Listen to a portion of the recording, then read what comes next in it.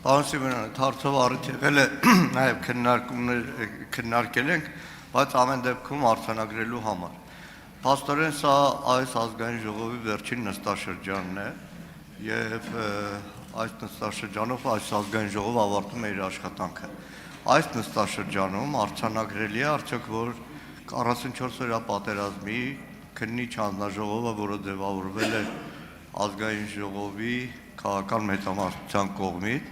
մենք ունենք մեր դիտողությունները, կարծիքները ներկայացրել ենք, այդ հանձնաժողովի զեկույցը չի հրապարակվելու, չի ներկայացվելու ազգային ժողով։ Շնորհակալ եմ։ Պարոն Մանուկյան, շնորհակալություն հարցի համար։ Ասեմ, որ ես որքանով գիտեմ, դուք ծանոթացել եք, չէ՞, զեկույցի հետ, եւ բոլոր падգամավորները հնարավորություն ունեն ծանոթանալու, բայց այն բանի բերումով, որ զեկույցը պարունակում է նաեւ գաղտնի տեղեկություններ, դրանք լիագումար նիստի տրամաբանությունն էր անհնար մեծ հաշվով, բայց դահլիճում ներկայացնելու հնարավորությունը սահմանափակ է։ Բայց ինչպես դուք, այնպես է բոլոր դահլիճում ներկա падգամավորները, ովքեր ունեն գաղտնիության թույլատվություն, կարող են մոտենալ եւ ծանոթանալ եւ եւս մեկ անգամ շնորհակալություն հարցի համար։ Ես կոչ եմ անում այդ զեկույցի մասին, 44-օրյա պատերազմի մասին շատ խոսացող падգամավորներին, ընդդիմադիր падգամավորներին գոնե ծանոթանալ։ Բացի ձեզանից եւ եւս մեկ հոգու որևիցե մեկը չի ծանոթացել։ Դուք դե ասում եմ մի հոգի, երկու հոգի է ծանոթացել։ Դուք գալիս եք ստեղ մեզ քննադատում եք, հարցազրույցներ եք տալիս, դրա մասին հարցեր եք տալիս, բայց չեք գնում ծանոթանալու։ Միևնույն ժամանակ ասում եք եկեք դահլիճում։ Մի քիչ կարծում եմ տրամաբանական չէ։ Արձագանք։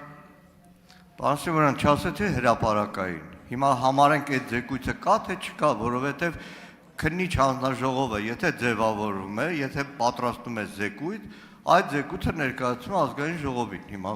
փակ նիստում, չգիտեմ, այլ ձևով, բայց կանոնակարգը պահանջում է դա։ Մինչև հիմա քննիչ հանձնաժողովի զեկույց որպես այդպիսին ներկայացված չի ազգային ժողովը։ Հիմա ծանոթանան թե չէ, երկու հոգին էլ բավական է որ ծանոթանան, որտեղ ի նկատի ունեցեք, որ որոշ падգամավորներ կան, առնվազն մեր խմբակցությունից, որոնք տարիների շարունակ ամենագաղտնի տեղեկատվության տիրապետող են եղել, հիմա այդ իրավունքից զրկված են։ Հիմա եթե դուք ծանոթացել եք այդ զեկույցը կա թե չկա։ Բայց ինչին եք ծանոթացել։ Այսինքն համ ասում եք ծանոթացել եմ, համ եւս 3 падգամավոր ծանոթացել է, համ ասում եք զեկույցը կա թե չկա։ Նորից եմ ասում, դուք խոսեցիք, ես ձեզ չընդհատեցի։ Նորից եմ ասում, այս թեմայի շուրջ շահարկումները, իսկ սրանք շահարկումներ են, համարում եմ անտեղին։ Այն փաստը, որ ազգային ժողովի 107 падգամավորները պետք է ծանոթանան, իրողություն է։ Գնացեք առաջին բաժին ծանոթացեք։ Ես չեմ ասում, լոկացիայի խնդիր ենք, մենք ստեղ քննարկում,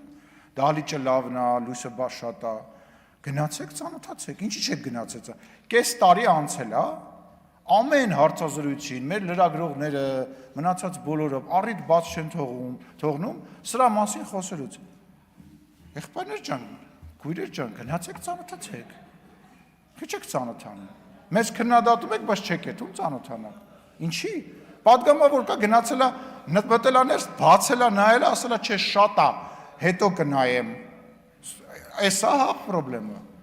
Վերջացրեք այդ բանի շուրջ, այնտեղ մարդկանց կյանքերին վերաբերող թեմա կա։ Սրա շուրջ շահարկումներ անելը շատ ու շատ մարդկանց համար, կարող եմ ասել մեծամասնությանս համար ցավոտ է։ Վերջացրեք սրա շուրջ շահարկումներ անելը, խնդրում եմ։